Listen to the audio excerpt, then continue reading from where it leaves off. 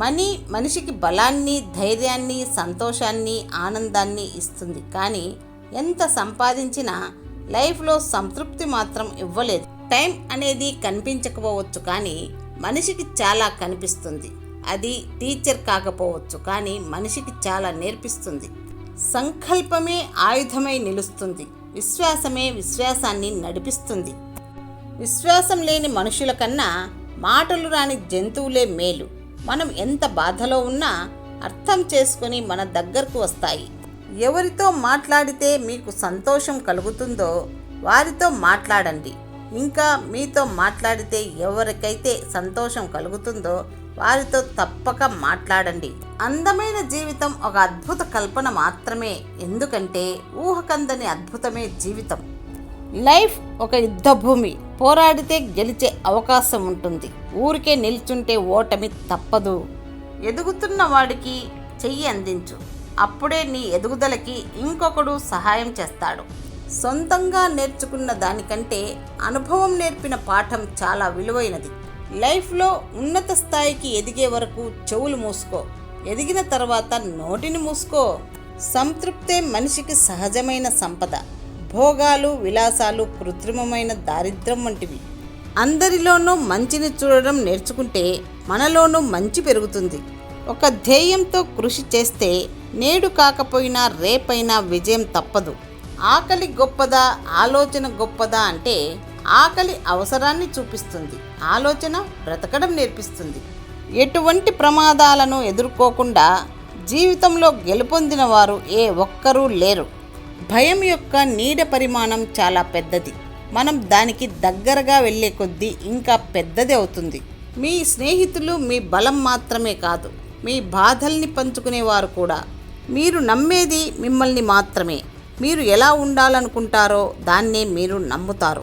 ఆజ్ఞ ఇవ్వడం చాలా సులభం, కానీ అది పాటించడం ఎంత కష్టమో ఆజ్ఞను పాటించిన వారికే తెలుస్తుంది. విజయం ఎప్పుడూ భయానికి అవతలి ప్రక్కనే మన కోసం వేచి చూస్తూ ఉంటుంది. నమ్మకం అనేది నీటిపై నావ లాంటిది. అది ముంచగలదు, దరి చేర్చగలదు. నీటి బుడగ వంటిది మనిషి జీవితం. జీవితాన్ని ముంచేస్తుంది కన్నీటి ప్రవాహం. మనిషి పుట్టుక నుంచి చావు వరకు ప్రతి విషయం డబ్బుతో ముడిపెడుతున్నాడు. అందుకేనేమో మనిషి జీవితం యొక్క మాధుర్యాన్ని ఎప్పుడో మరచిపోయాడు. చేసే పనిని ప్రేమిస్తే జీవితం ఆనందం, బరువుగా భావిస్తే జీవితమే బానిసత్వం. ఓటమి గురువు లాంటిది. ఏమి చెయ్యకూడదో, ఎలా చెయ్యకూడదో అది మనకి నేర్పిస్తుంది. వచ్చిన అవకాశంలో కష్టాన్ని చూడకు.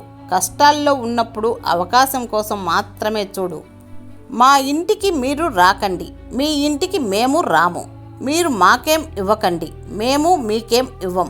మీరు జాగ్రత్తగా ఉండండి, మమ్మల్ని ఉండనివ్వండి. మౌనం నాకు కొత్తేమీ కాదు, దూరం నాకు భారమేమీ కాదు, ఒంటరితనం నాకు విసుగేమీ కాదు. అన్నీ నా నేస్తాలే, నాకు నేనే, నాలో నేనే. కాలంతో పాటు కలిగే పరిస్థితులు మారతాయి. అటువంటి పరిస్థితులు అనుకూలంగా ఉండొచ్చు, అనుకూలంగా మారవచ్చు. ఎలా ఉన్నా నీలో నీలా ఉండు. మారేది బలహీనమైన పరిస్థితులు మాత్రమే, కానీ నీవు కాదు. వినయం నేర్వని విద్య, సంస్కారం లేని సంపద రెండూ వ్యర్థమే. మాటలు ఖర్చు లేనివి. ఎంతైనా మాట్లాడవచ్చు, కానీ నిజం మాట్లాడడమే గొప్ప. నీ చుట్టూ 100 మంది ఉన్నా నీ ప్రత్యేకత నీకే ఉంటుంది. ఆ ప్రత్యేకత పొగిడారని పెరగదు, ఒకరు తిట్టారని తరగదు. మీ జీవితం అనే కథలో అనేక పాత్రధారులు ఉండొచ్చు, కానీ నిన్ను నిజంగా అర్థం చేసుకుని ప్రతి కష్టంలో, నష్టంలో, సంతోషంలో నీ కోసం ఆలోచించేవారే నీ నిజమైన ఆత్మీయులు.